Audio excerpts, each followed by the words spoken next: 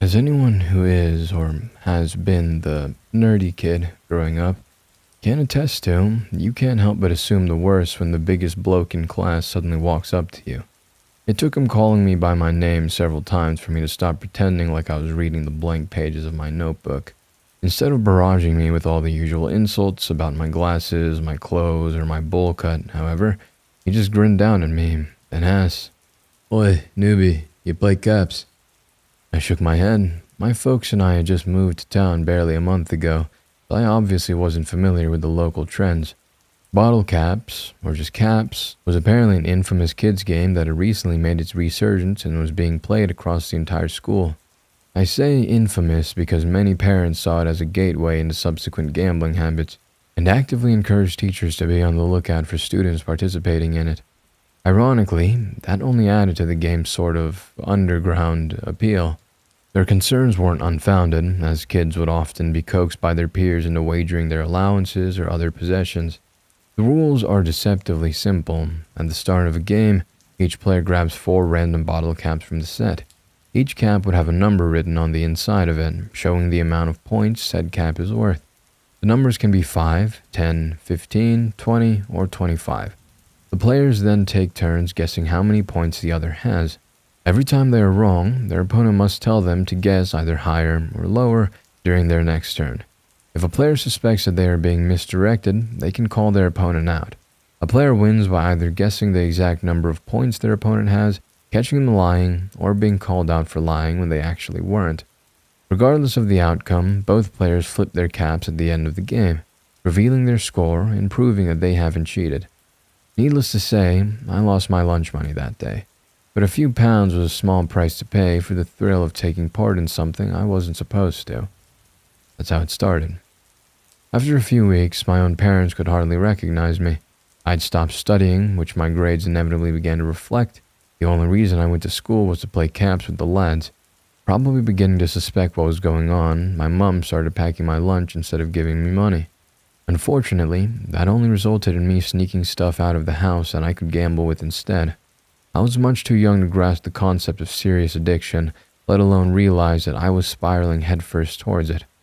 The others convinced me to stop attending classes altogether. We'd spend our weekdays behind an abandoned gym, where we'd smoke, scribble pricks on the wall, and of course, play caps.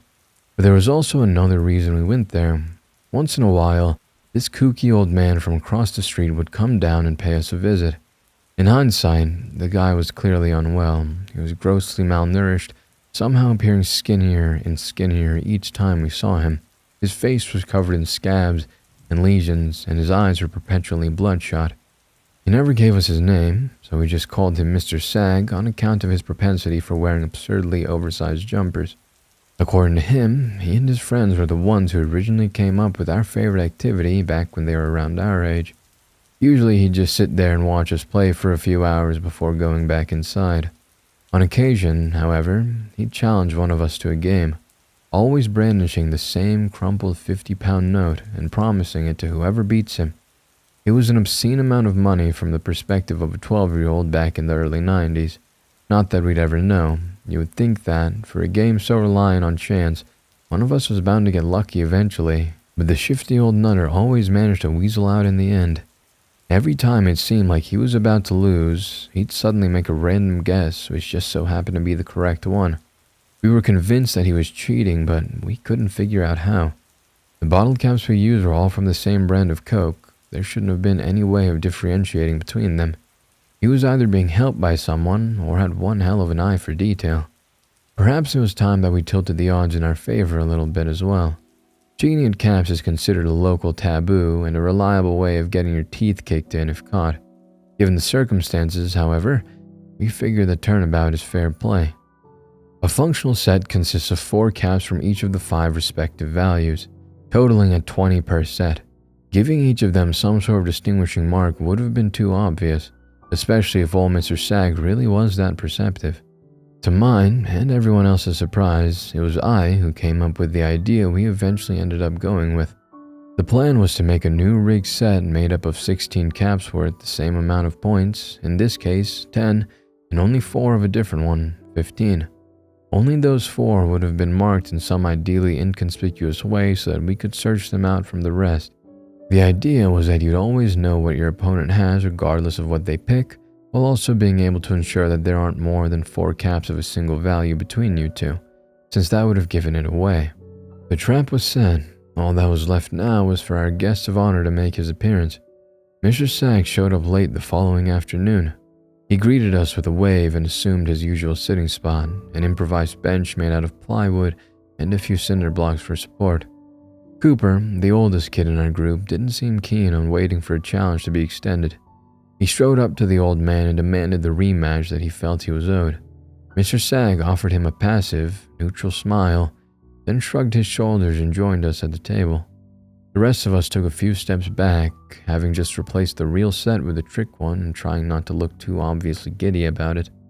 The bottle caps were laid out between them. Even from a glance, I could already tell the 4 marked ones from the rest. 3 of them were lightly scratched in different places, while the 4th had parts of its logo smeared. We tried to make the imperfections look as benign and accidental as possible. As per the rules, both players took turns shuffling the order before selecting their caps. Cooper waited for his venerable opponent to pick first. I could tell that the old man had 3 10s and a 15. In response, Cooper quickly snatched the remaining 15 and 1 10. Both checked their caps, or pretended to in the case of one of them. The game was officially underway. Cooper was the first to guess. 25. He smugly proclaimed, despite it being wrong. He might have likely figured that winning on his first turn might have been a bit too suspicious. The man rechecked his score and shook his head, all the while maintaining his calm smile. Hiya, he replied. His voice was so weak and raspy that it sounded like he was constantly struggling for air. It was his turn to guess. How about 70? Cooper made a clicking noise with his tongue, leaned back, and gave him the thumbs down. The whole game only lasted 3 rounds. Mr. Sag came dangerously close to hitting his mark on both his subsequent attempts, forcing Cooper to just pull the trigger and get it over with. 45. And just like that, it was over. I couldn't believe it. The plan actually worked. Cooper shot me a sly glance, his grin wider than ever, which I couldn't help but reciprocate. He extended his hand towards the dumbstruck man standing across from him, expecting his due reward. We were all taken aback as the man's sullen grimace suddenly turned to laughter. He cackled, wheezed, and then cackled some more. I'm not sure what sort of reaction we expected, but it certainly wasn't that. Before a now confused Cooper had the chance to retract his hands, Mr. Sag had grabbed it with both of his. He shook the boy's entire arm and then triumphantly slapped the coveted 50-pound note down in front of him. I had never seen the old man this lively before. He seemed genuinely overjoyed to have lost, as though a tremendous weight had been lifted off his shoulders.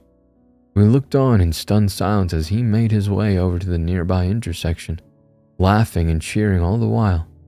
It was surreal watching him just stand there, tapping his feet against the pavement in celebratory fashion as the other pedestrians circled past him. He appeared to be waiting for something. Cars slowed down, thinking he intended on crossing. The scraggly old geezer just waved them off with a smile. Think we broke 'em, boys, Cooper said in a self-satisfied tone, and then proceeded to wave his prize in each of our faces. I should have known better than to expect my contribution to be acknowledged. All of a sudden, Mr. Sag spun around theatrically. Our eyes locked. He smirked, gave a bow, and to our absolute horror, jumped backwards in front of an oncoming truck.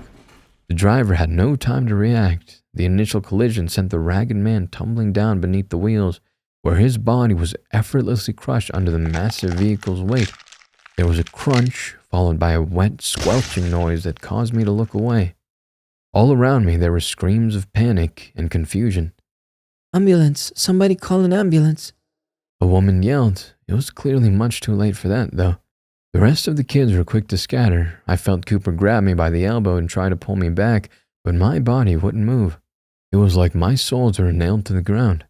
After a few attempts, he gave up and sprinted off as well. To this day, I'm not sure what compelled me to stay. Maybe it was shock, or perhaps it was a feeling of guilt. Whatever the case, step by timid step, I inched forward towards the scene of the crash. Childishly, a part of me still held out hope that it was all going to turn out okay in the end. Such hopes were promptly dashed as soon as I squeezed through the crowd of concerned and morbidly curious adults that had gathered around the victim. Splattered against the black tarmac was an unrecognizable pile of meat. The limbs that were still attached were bent in angles too painful to describe. There were bones protruding through the man's oversized sweater. I didn't even want to imagine what his body looked like underneath. His waist and stomach region were completely flattened, separating him in two. All that was left behind was a smear of entrails stretching up the road. His head was the only part of him that had somehow remained relatively intact. His face was turned towards the sky, expression eerie and hauntingly void of emotion.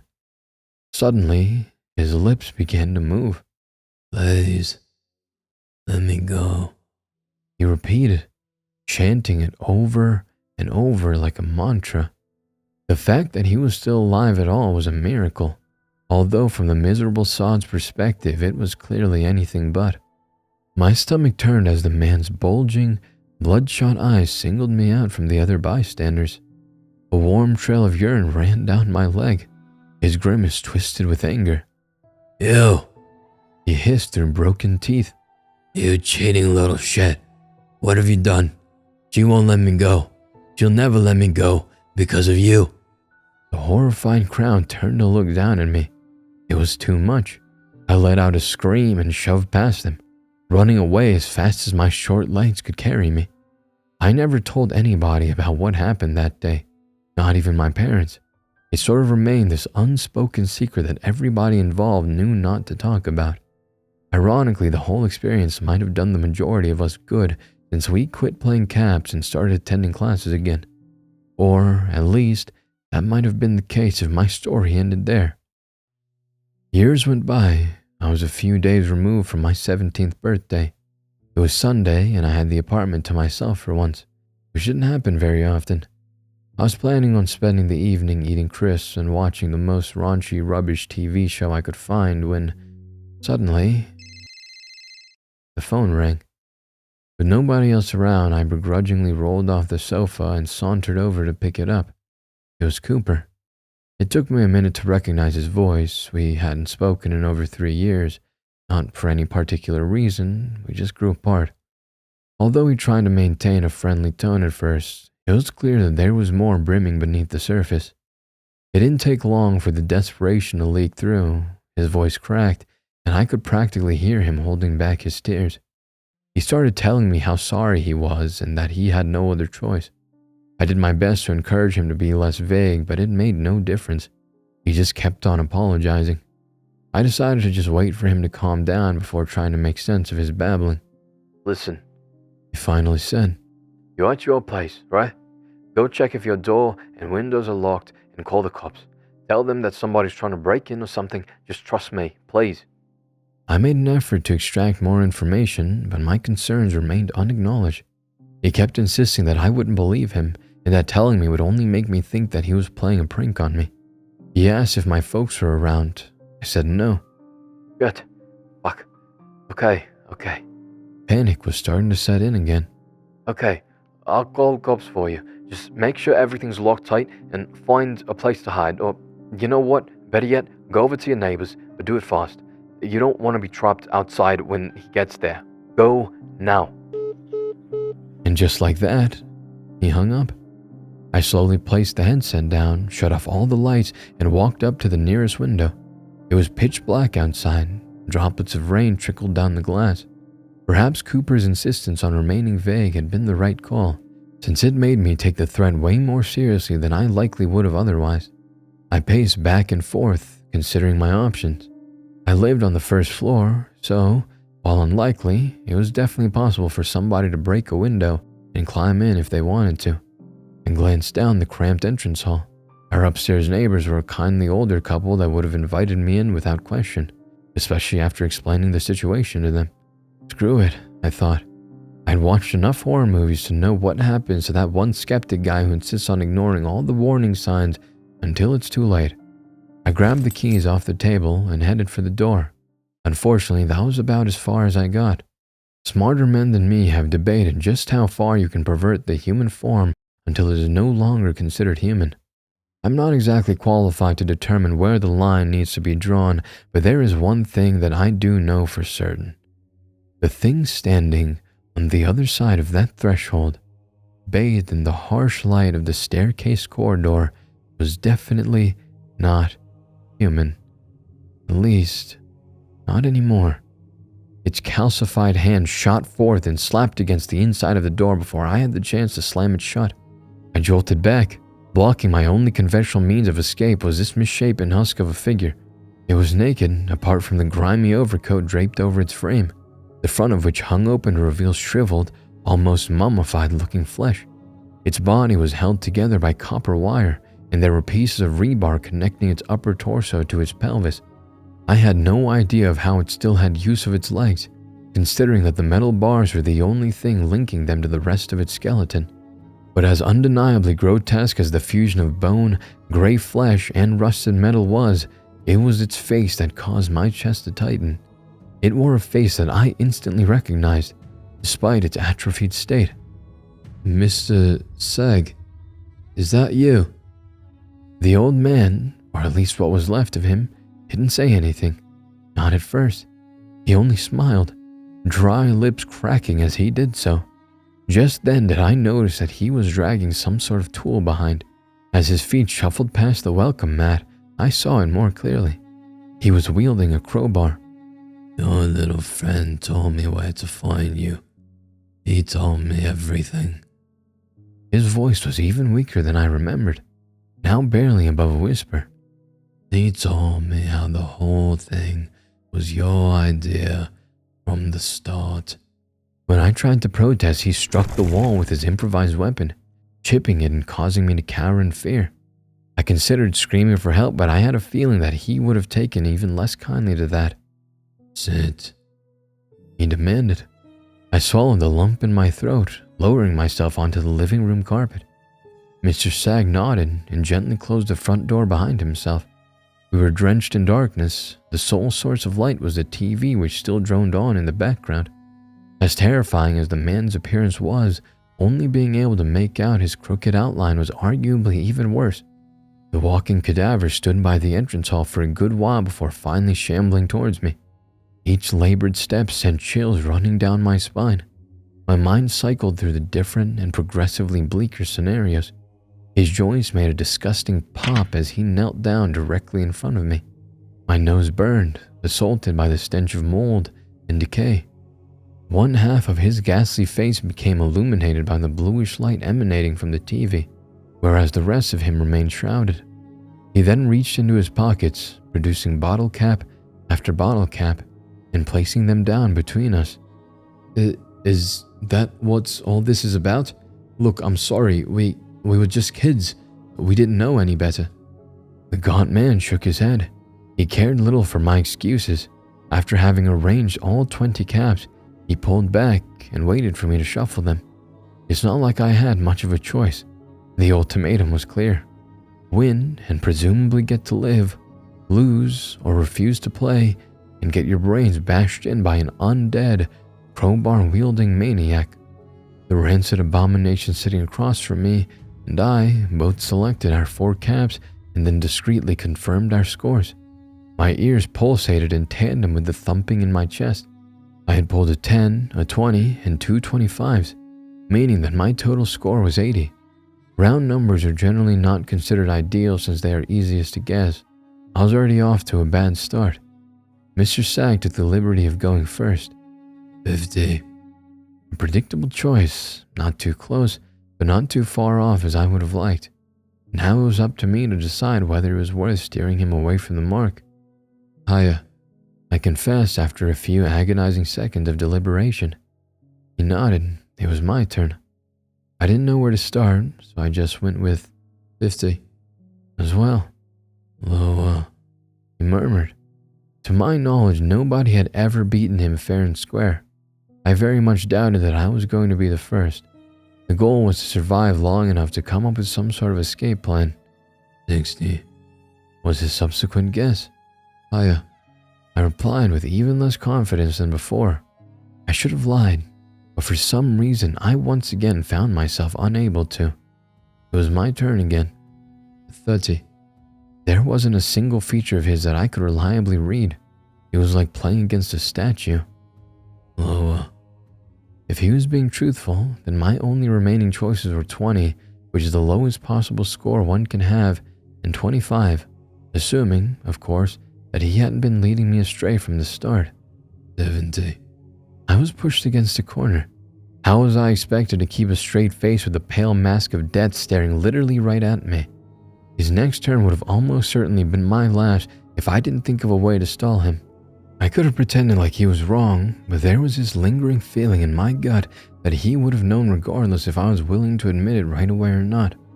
Suddenly, I recalled something, a detail that I've been clinging on to ever since what happened at that intersection.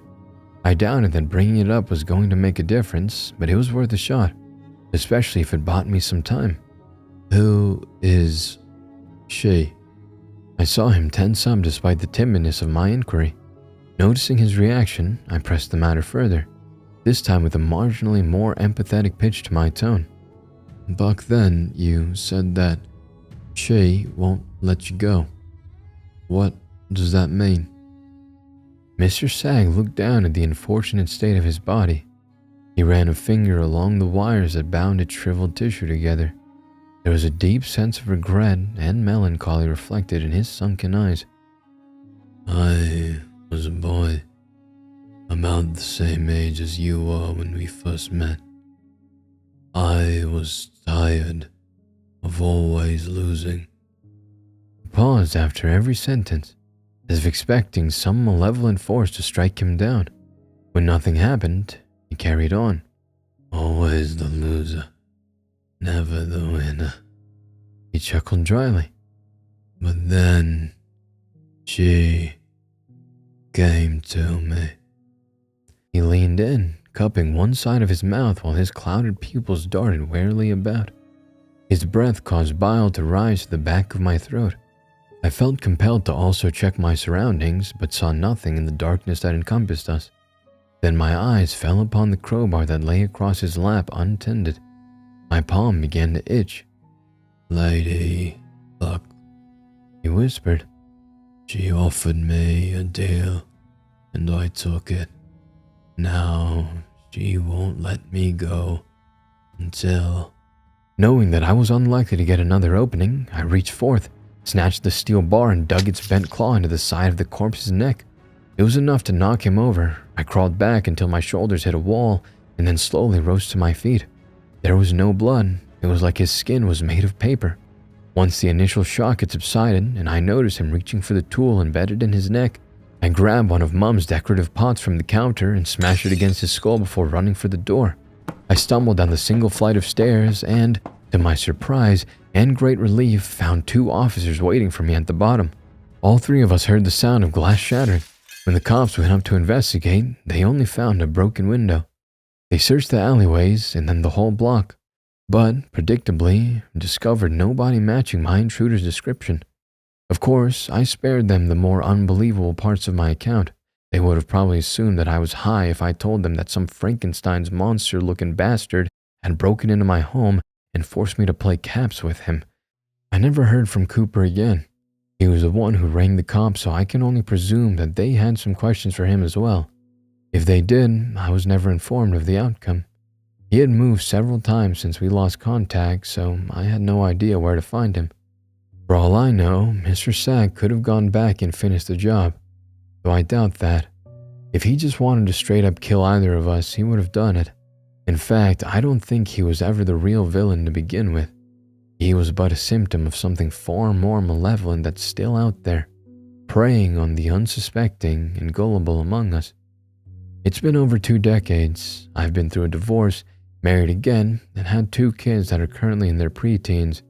This is the first time I'm telling my story exactly how it happened. Why am I bringing it up now, you ask? It was my turn to drive the kids to school this morning. My daughter had forgotten her backpack, so I went up to her room to fetch it. When I picked it off the floor, however, I felt something jiggle in one of the side pockets. The sound was all too familiar. I looked inside. What I found were exactly 20 bottle caps, each with a number written on the inside of it. I I think we'll need to have a talk.